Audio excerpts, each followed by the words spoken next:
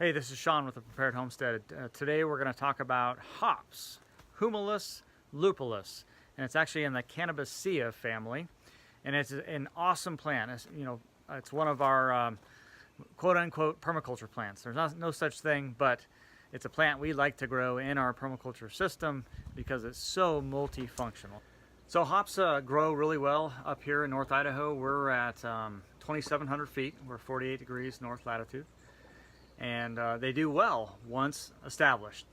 So we've had not trouble, but in the first year or two, they take some time to get established, and so they after that, if they take in that area, they do really well.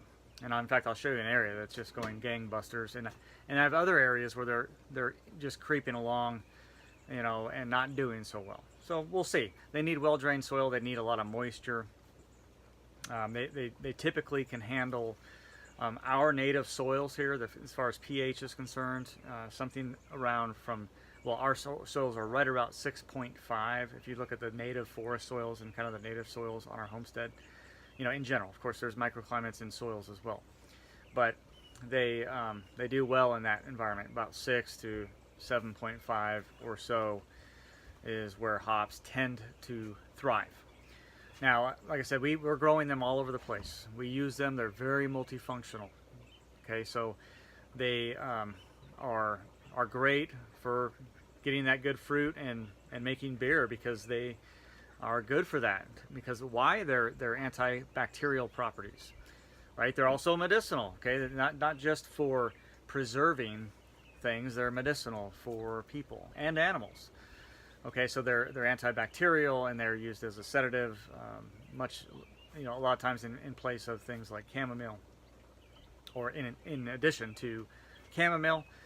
There's all kinds of trials that have happened, all kinds of studies, if you look it up, of hops, either hops oil or the fruit or the forage being used with cattle, with broilers, in different experiments with success, with showing good results in an antibacterial type of function.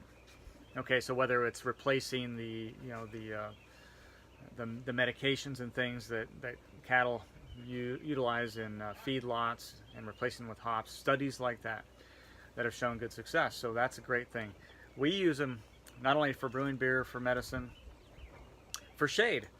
For shade, absolutely for shade. And in fact, behind me you can see we're growing hops up here. We're doing kind of an experiment, and I'll show you that here in just a minute.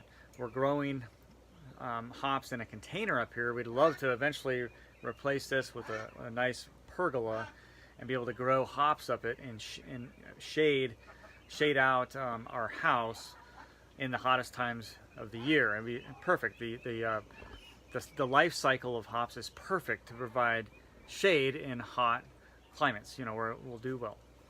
And so that's a big part of it. And I'll show you another area where we have just extremely dense hops, and you'll see how shady it is. And then the other thing is it's a forage. It's forage for animals. And when we've had goats here, and at various times we have goats, we don't right now. I haven't met a goat that didn't like hops. I'm not saying they're not out there. There probably are. But all of the goats that we've had on this property have all loved eating hops. Okay, mostly the leaves and the kind of the younger vines, not after they get too woody, but the kind of the younger stuff. Like right now, they love it. So we're trimming hops off and feeding them to animals. Same thing with sheep, although I found that some sheep really like hops and others don't. We're experimenting with growing hops in this container. We'll see. We'll see how it does. That is a pretty big container. It's about 20 inches high. So I'm hoping that we can get these things to go. I'd love to see them fill out that whole thing right there, because hops can grow about 25 feet in a year on the right site. Now these are doing well. These were all the way down to the ground. I planted that pot from rhizomes that I pulled from another area, and they popped up, and this is what they've done all this season. So that's a little area over here in our herb garden that we wanted to grow up some shade. And so I've got this whiskey barrel here, and we're going to see if we can't grow some hops out of that corner, and kind of be able to kind of shade out a little bit of our herb garden. And you can see, and again, I just took more rhizome, planted it, and you can see this is the first shoot that comes up. Okay, so you can see a very well established area for hops, and I'll show you the other side. And again, we're mid-June, and we've already gotten all that growth. You can see that stuff just, I mean, it can, like I said, literally we have it in this area. We get 25 feet a year out of this. In fact, you can see here's some last year's old hops vines that came all the way out here through our dry composting toilet area and shower area, and kind of grew through it, which we thought was just awesome. Okay, so this shows you from the other side. It is a very spreading plant, so if you got to kind of watch out for that if that worries you. But this is where it's also our rhizome patch, I call it, and where I dig up rhizomes and propagate hops from it. Whenever let's see here, it's our ram. Easy there, buddy. Let's see how he likes it.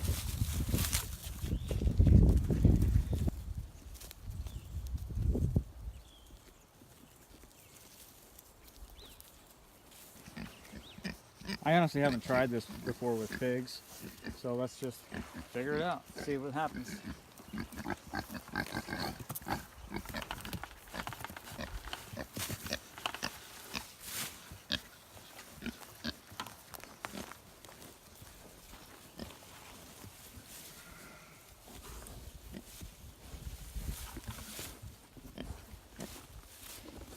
I just got some grain a little while ago too, so pretty interesting that I have no problem chowing it down. That's great.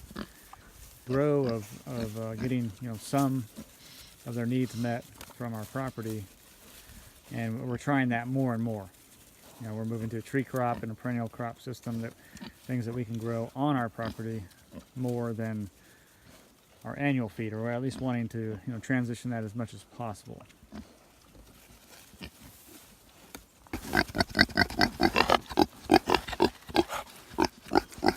Hey, buddy.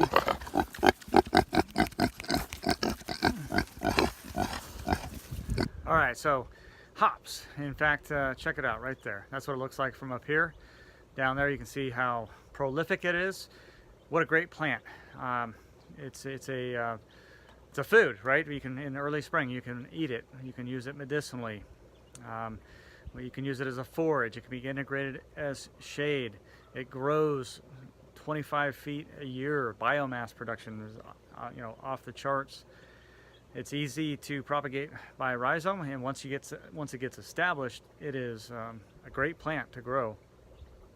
It does spread, so you got to be careful of that and make sure you're putting it where you want it. And then also as a forage. Now, as you saw, the pigs are chowing it down. Sheep seems interesting. It's really interesting to me. It seems like the rams tend to like it, whereas the ewes not so much. But again, I think you could train animals to eat some of it. So again, hops great for a permaculture system, or any system for that matter, and we grow it prolifically, and we'll continue to do so.